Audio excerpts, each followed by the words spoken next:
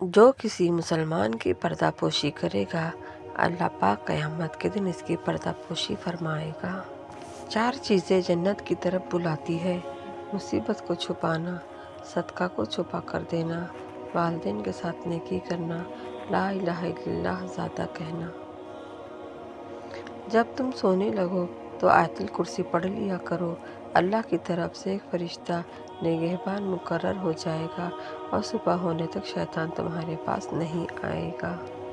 دنیا میں اگر اپنی کوئی جگہ بنانی ہے تو سب سے خوبصورت جگہ کسی کی سوچ میں رہنا، کسی کی دعا میں رہنا اور کسی کے دل میں رہنا۔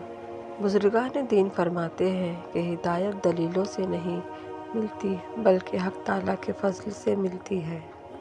ہر حال میں جو صبر کرتے ہیں اللہ ان کو رحمتوں سے نواز دیتا ہے۔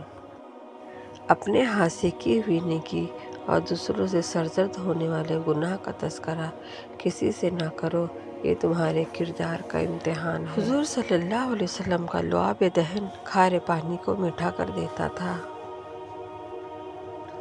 دکھ میں کبھی پچھتاوے کے آنسو نہ بہاؤ کیونکہ تم وہ خوش نصیب ہو جسے اللہ نے آزمائش کے قابل سمجھا۔ جو شخص صبح مجھ پر 10 بار درود شریف پڑھے گا بروز قیامت میری شفاعت اسے پہنچ کر رہے گی۔ رسول اللہ صلی اللہ علیہ وسلم نے فرمایا، میں ایک دن میں 100 بار اللہ سے استغفار کرتا ہوں۔ کامیاب وہ ہے جس کی اللہ تعالیٰ مدد کرے اور نامراد وہ ہے جس کو اللہ کی مدد نصیب نہ ہو۔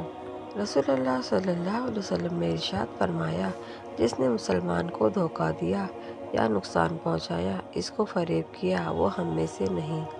رسول اللہ صلی اللہ علیہ وسلم نے ارشاد فرمایا، اللہ تعالیٰ ظالم کو مہلت تو دیتا ہے لیکن وہ اس پر گرفت فرماتا ہے تو وہ بھاگ نہیں سکتا۔ ظالم کو اللہ مہلت ضرور دیتا ہے لیکن کیا تم نے سنا نہیں، اس کی پکڑ بہت شدید ہے۔ رسول اللہ صلی اللہ علیہ وسلم نے فرمایا، حسن سلوک کی سب سے زیادہ حقدار تمہاری ماں ہے۔ کنجوس کا مال اس کے زمین میں جانے کے بعد باہر آتا ہے۔ اللہ آزمائش میں انہیں ڈالتا ہے جس سے بے پناہ محبت کرتا ہے۔ جب اللہ تھام لیتا ہے تو پوری دنیا مل کر بھی آپ کا کچھ نہیں بگاڑ سکتی۔ ذکر الہی سے بڑھ کر انسان کا کوئی عمل اس کو اللہ کے عذاب سے نجات دینے والا نہیں۔ کسی سے نیکی کرتے وقت بدلے کی امید نہ رکھو کیونکہ اچھائی کا بدلہ انسان نہیں بلکہ اللہ دیتا ہے۔ ہر انسان نے ایک نقاب پہنا ہوا ہے، کچھ لوگوں کا یہ نقاب اللہ تعالیٰ دنیا ہی میں اتار دیتا ہے جبکہ کچھ لوگوں کو مہلت دیتا ہے تاکہ وہ توبہ کر لے۔ کسی کو دکھ مت پہنچاؤ کیونکہ ہر عمل پلٹ کر آتا ہے۔ اپنے اندر تم اتنی ہمت پیدا کر دو، آج تم جن کے لیے مذاق ہو کل انہی کے لیے مثال بن جاؤ۔ باشعور انسان وہ ہے جو اپنے آج کو گزرے ہوئے کل سے بہتر بنائے۔ آپ نے فرمایا، اپنی زبان کو اللہ کے ذکر سے ترک رکھو۔ کسی کے منہ پہ بے عزتی کرنا اسے قتل کر دینے کے برابر ہے۔ جو انسان یہ سمجھتا ہے کہ اللہ جو کرتا ہے وہ ہمارے لیے بہتر ہوتا ہے، وہ کمال کا ایمان رکھتا ہے۔ اللہ کی ذات پر اعتماد ہی آپ کو پر اعتماد بناتا ہے۔ میں نے بابا جی سے پوچھا، یہ حسد کیا ہے؟ کہنے لگے، اللہ کی تقسیم سے اختلاف رکھنا۔ ایک بات پر ایمان رکھے، جو انسان ہمارے حق میں بہتر نہ ہو اللہ اس انسان کو ہم سے دور کر دیتا ہے۔ رسول اللہ صلی اللہ علیہ وسلم نے ارشاد فرمایا، ایمان والے لوگ اللہ تعالیٰ کا بہت حکم ماننے والے اور نہایت نرم طبیعت کے ہوتے ہیں۔ رسول اللہ صلی اللہ علیہ وسلم نے ارشاد فرمایا، تم لوگ ہرگز اپنے مالوں کے ذریعے لوگوں سے مقابلہ مت کرو، بس چاہیے کہ تم ان سے خوشگوار چہرے اور اچھے اخلاق میں مقابلہ کرو۔ یہ دنیا دارالاسباب ہے، اس کا ہر سبب اللہ نے پیدا کیا ہے۔ مدد کسی بھی سبب سے ہو، وہ مدد اللہ کی طرف سے ہوتی ہے۔ نبی کریم صلی اللہ علیہ وسلم کا ارشاد گرامی ہے، ہر بندے کو اللہ تعالیٰ کا پیغام ہے، اے ابن آدم تو میری ضرورت مندوں پر اپنی کمائی خرچ کر، میں اپنے خزانے سے تجھ کو دوں گا۔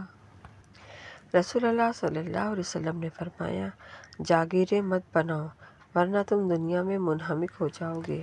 رسول اللہ صلی اللہ علیہ وسلم نے فرمایا، جس ذات نے شراب کو حرام قرار دیا ہے اس ذات نے اس کو بیچنا بھی حرام کیا ہے۔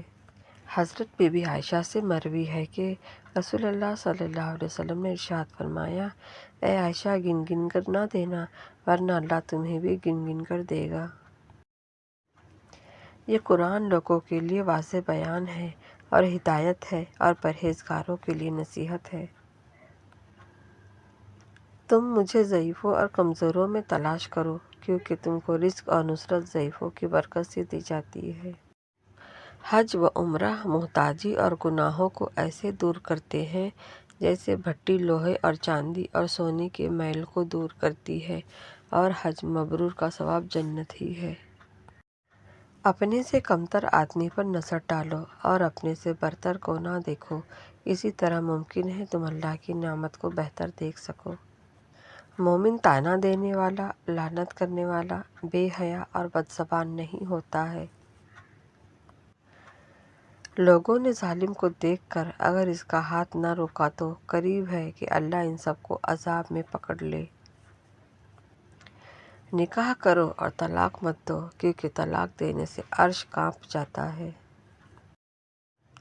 جس نے حسن و حسین سے محبت کی اس نے مجھ سے محبت کی۔ اپنی اولاد کے آداب کو بہتر بناؤ تاکہ تمہارے گناہ معاف کیے جائیں۔ ایک شخص نے رسول اللہ صلی اللہ علیہ وسلم سے عرض کی، اے اللہ کے رسول، اولاد کے ذمہ والدین کے کیا حقوق ہے؟ ارشاد ہوا، وہ تمہارے جنت اور جہنم ہے۔ سب سے بہترین ذکر لا الہ الا اللہ ہے، سب سے بہترین دعا الحمدللہ ہے۔ جس بندے پر ظلم ہوگا وہ صبر کرے گا تو اس کی وجہ سے اللہ ضرور اس کو عزت بڑھا دے گا۔ رسول اللہ صلی اللہ علیہ وسلم نے فرمایا، بے شک میرے حوض کوثر پر آسمان کے تاروں کی تعداد کے برابر پیالے ہیں۔ حضرت سیدنا انس فرماتے ہیں، سرور عالم صلی اللہ علیہ وسلم نے ارشاد فرمایا، ہر آدمی گنہگار ہے اور ان میں سے بہتر وہ ہے جو توبہ کر لیتا ہے۔ جس نے کسی مومن کو خوش کیا، اللہ تعالیٰ قیامت کے دن اس کی آنکھوں کو ٹھنڈا کرے گا۔ حوض کوثر کا پانی شہد سے زیادہ میٹھا، دودھ سے زیادہ سفید اور برف سے زیادہ ٹھنڈا ہوگا۔ لوگوں میں سب سے زیادہ باوقار تھے، آپ صلی اللہ علیہ وسلم کی ہر ادا پر وقار تھی۔ ہر نماز دوسری نماز سے پہلے ہونے والی خطاؤں کو مٹا دیتی ہے۔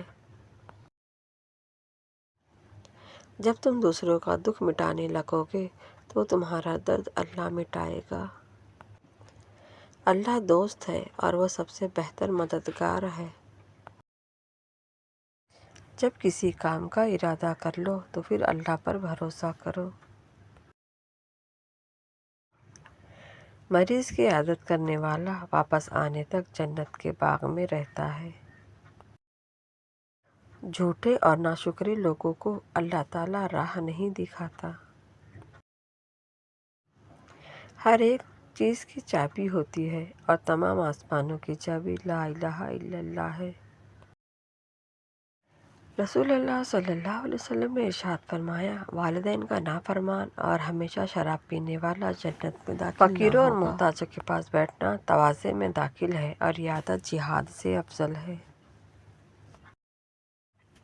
اگر تم قرآن کو آنکھوں سے دیکھو گے تو الفاظ نظر آئیں گے، دماغ سے دیکھو گے تو علم نظر آئے گا، دل سے دیکھو گے تو محبت نظر آئے گی، اور اگر اپنی روح سے دیکھو گے تو تمہیں خدا نظر آئے گا۔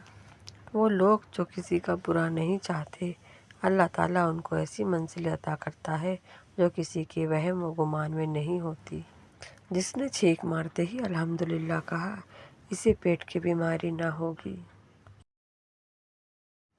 جنت میں وہ لوگ داخل ہوں گے جن کے دل پرندوں کے دلوں جیسے نرم ہوں گے۔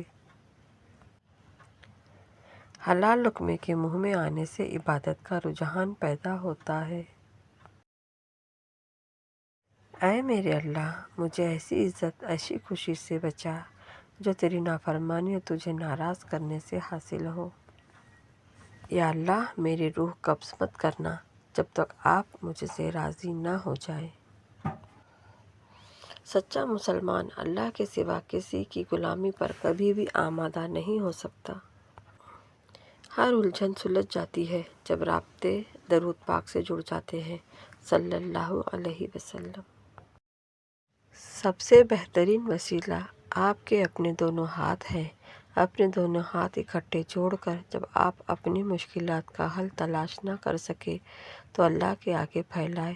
اللہ پاک آپ کے ہاتھوں کو کبھی خالی نہیں لوٹائے گا۔